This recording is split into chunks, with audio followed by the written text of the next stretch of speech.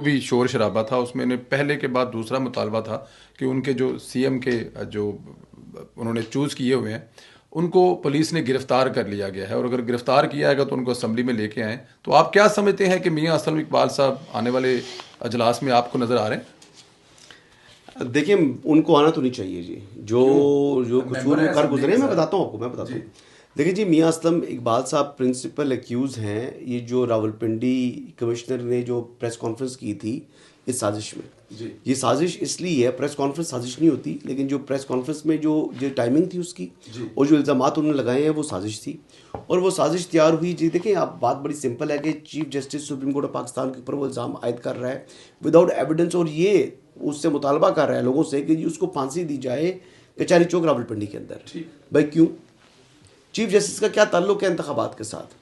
और ये सब कुछ किया किसकी इमा के ऊपर? ये साजिश में कौन बंदा जो था शामिल था, वो मियां असलम इकबाल है। और मियां असलम इकबाल साहब ही वो शख्स हैं जिनका उन्होंने अपनी स्टेटमेंट में भी जिक्र कर चुके हैं कि मैं 9 मई में मुलविस एक शख्स है, उसके साथ मेरी मीटिंग्स होती रही हैं, और उसी के कहने के ऊपर ये टाइमिंग थी और यही मैंने इल्ज़ाम आयद करने थे। तो कन्फेशनल स्टेटमेंट ऑलरेडी साबिक कमिश्नर रावलपिंडी का मौजूद है इन राइटिंग, और जो एड्रेस किया उन्होंने सेक्रेटरी इलेक्शन कमीशन को। और देखिए, बात बड़ी ऐसी है कि मियां असलम इकबाल साहब को राहदारी ज़मानतें, ये निहाल साहब खुद वकील हैं, राहदारी ज़मानत ये नहीं होती कि 1 महीना उसको किसी भी केस में गिरफ्तार नहीं करना, ये राहदारी ज़मानत नहीं होती। तो जो पेशावर हाई कोर्ट के मुअज़्ज़ज़ जज साहब हैं, उनको खुद भी अपने फैसलों के ऊपर गौर करना चाहिए, क्योंकि फैसला आइन और कानून के ताबे रहते हुए अदालत दे सकती है। अदालत को ये हक नहीं है कि वो आइन और कानून से बाहर निकल कर कोई फैसला देना शुरू कर दे। मतलब 199 में कोई बंदा अगर चला जाता है अदालत के पास, तो उसमें अदालत के भी कुछ इख्तियारात हैं, और कुछ इख्तियारात से अगर वो तजावज़ करेगी तो वो जज भी अकाउंटेबल हो सकता है। तो ये जो जजमेंट है, जो उनकी उन्होंने प्रोटेक्टेड बेल दी है, राहदारी ज़मानत दी है, ये ज़मानत भी नहीं दे सकती। और कोई नया अगर किसी ने को ऑफेंस कमिट कर दिया है, कोई नया उसने को क्राइम कमिट कर दिया, तो फिर उसमें उसकी गिरफ्तारी हो सकती है। तो मियां असलम इकबाल साहब की मैं गिरफ्तारी अगर नहीं हुई तो होनी चाहिए, मैं ये कहूँगा बड़ा लाउडली एंड क्लियरली। हाँ ठीक है, जब तक वो गिरफ्तार हैं, एक्यूज़ हैं, अब उनके ऊपर कोई चीज़ साबित नहीं होती, तो जो स्पीकर हैं मुतलका असेंबली के, प्रोटेक्शन ऑर्डर उनको जारी करें, उनको हाउस में पेश करें। वो is a member of house, ठीक है, वो ऑनरेबल मेंबर ज़रूर हैं, लेकिन जो क्राइम वो कमिट कर बैठे हैं उसकी सजा से या उसकी इंटेरोगेशन से या उसकी इन्वेस्टिगेशन से उनको बाहर नहीं निकाला जा सकता। बिल्कुल ठीक है। इसी हवाले से आखिरी सवाल मैं आपसे करूंगा, लेकिन मैं ज़रा निहाल भाई से ज़रा एक सवाल ले लूँ। निहाल भाई, ये जो इलेक्शन था ये नवाज शरीफ के नाम पर लड़ा गया था कि पाकिस्तान को नवाज दो, और फिर जो इलेक्शन का रिजल्ट आया और उसके बाद अनाउंस हुआ कि शहबाज साहब जो हैं वो इस हुकूमत को लीड करने जा रहे हैं, मियाँ साहब नहीं। तो सोशल मीडिया पर और मीडिया पर भी कहीं कहीं ये तूफ़ान बदतमीज़ी हुआ कि मियाँ नवाज साहब माइनस हो गए हैं। तो क्या नवाज शरीफ साहब पाकिस्तान की सियासत से माइनस हो गए हैं? मियां नवाज प्लस और प्लस होंगे। अच्छा, जो लोग मियां नवाज शरीफ को जानते हैं उन्हें पता है कि वो क्राइसिस से निकलना जानते हैं, सब्र तहम्मुल करते हैं, चीज़ों का अदराक करते हैं, असेस करते हैं उसके बाद। और उनके पास एक चीज़ बहुत अहम है, वो अपनी ज़ात अपनी पार्टी से ज़्यादा बालातर रखते हैं पाकिस्तान को। वो पाकिस्तान को बहुत आगे देखना चाहते हैं। पाकिस्तान के लिए जो अल्लामा इकबाल और कायद आज़म ने और हमारे बड़ों ने ख्वाब देखा था उसकी ताबीर लाना चाहते हैं। वो अपने ज़ात को मनफी करके मिटा करके वो कहते हैं पाकिस्तान अगर आगे जाए। वो हमेशा बात करते हैं कि रीजनल पीस होना चाहिए, रीजनल कनेक्टिविटी होनी चाहिए, इकोनॉमिक एक्टिविटी होनी। अगर आप उनकी एक इंटरव्यू देख लें, वो दिया था नवाब कैफ़े को आफ्टर द एटमिक जो हमारा धमाका हुआ था उसके बाद, उन्होंने कहा था हमें अब इस रीजन में लड़ाई नहीं चाहिए। इंग्लिश पे था वो, उन्होंने शायद वॉइस ऑफ अमेरिका के लिए, एपीपी के लिए था, एएफपी के लिए, उन्होंने कहा था कि the reason should go and we should contest for the economic strength, not for the warfare. Pakistan was pushed by the Indian this nuclear blast. Otherwise, we are having our capacity, but we never gone for that. We are looking forward for a prosper region. तो वो हमेशा मुल्क से reason की prosperity की बात करते हैं। उनको इस बात का इदराक है कि पाकिस्तान की मईशत जो है वो बहुत अपनी ज़ात से बाला उत्तर होकर आप जब सोचेंगे तो पाकिस्तान की मईशत भी ठीक होगी। और मैं समझता हूँ कि वो पार्टी को भी लीड करेंगे और एक फादरली फिगर हैं वो। अब वो उनको भी देखेंगे कि किस तरह से पार्लियामेंट प्रोसेस कर रही है, किस तरह से गवर्नमेंट प्रोसेस कर रही है, किस तरह से ब्यूरोक्रेसी प्रोसेस कर रही है। तीनों मिल करके फिर आप आगे बढ़ सकते हैं। पार्लियामेंट, गवर्नमेंट एंड ब्यूरोक्रेसी जो डिलीवर करेंगे, और उसका उनको तजुर्बा है, और वो मेरे बैठ के रोल अदा करेंगे, वो रोल अदा करेंगे और पॉलिटिक्स करेंगे, फुल फ्लेज पॉलिटिक्स करेंगे वो। मगर पॉलिटिक्स अपनी पार्टी के लिए नहीं, पॉलिटिक्स करेंगे पाकिस्तान के लिए, मुल्क के लिए करेंगे। यस, बिल्कुल ठीक है। हसन भाई, आखिरी सवाल है, उस तरह शॉर्ट सा, मैंने कहा नजायज़ फ़ायदा उठा लें, निहाल भाई बैठे हैं, आप भी बैठे हैं, तो अभी आपने बड़ा तहमीद बांधी है कि असलम इकबाल को पकड़ना चाहिए, अगर नहीं पकड़ा तो ये तो वो। जो पकड़े हुए हैं उनका तो अभी तक कुछ बना नहीं है। जो कहा गया था कि 9/11 से बड़ा हादसा है और पता नहीं कौन सी क़यामत आ गई पाकिस्तान में, वो सारे के सारे कुछ पकड़े हुए हैं, कुछ छोड़ दिए हैं, कुछ का हमें पता ही नहीं क्या हो रहा है। तो आने वाले दिनों में कुछ देख रहे हैं। अभी तो इमरान रियाज साहब पकड़े गए हैं, सदीक जान है, वो मेरे ख्याल में जिस तरह हमारे सामने बैठे हैं, निहाल हाशमी, इन्होंने क्या 2-4 लफ्ज़ बोले थे तो क्या हाल हुआ ना। तो यहाँ पर तो देखें, मैं इसमें वाजे कर दूं, मैंने अपनी तकरीर, उस तकरीर में ना किसी कोर्ट का नाम लिया था ना जज का। मुझ पे तो कंटेम्प्ट लगता ही नहीं था। मैं वो भी कह रहा हूँ कि लगता नहीं था। और आपको तो बाबा रहमता तो वैसे भी जो था ना, वो वैसे बाबा रहमता आपने गलत बात भी नहीं की थी, वो उसने खुद ही अपने आप को ना बुजुर्ग बाबा रहमता मिसाल दी थी।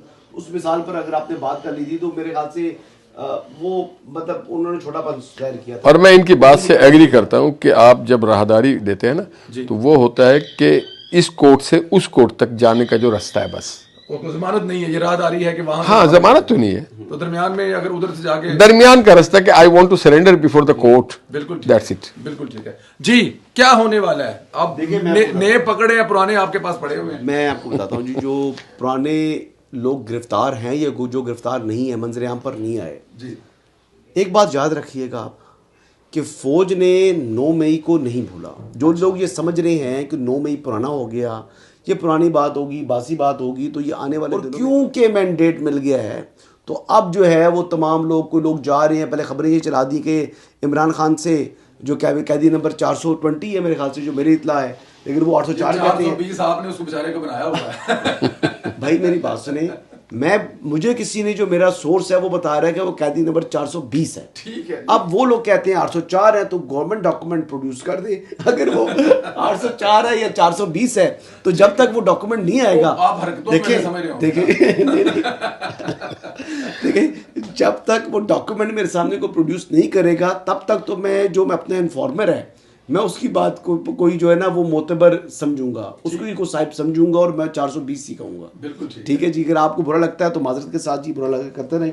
मैं तो अपने ट्रस्ट के ऊपर, मैं तो अपने सोर्स के ऊपर ट्रस्ट करूंगा। मैं आपकी बातों के ऊपर जो इतनी बात नहीं रखनी, वो 804 नहीं है, 420 है। ये आपके व्यूअर्स के लिए भी कैदी नंबर 420, करप्शन और करप्ट प्रैक्टिस में मुलविस, अदालत से नाअहल मुजरिम, ठीक है, कैदी अडयाला जेल का कैदी नंबर 420।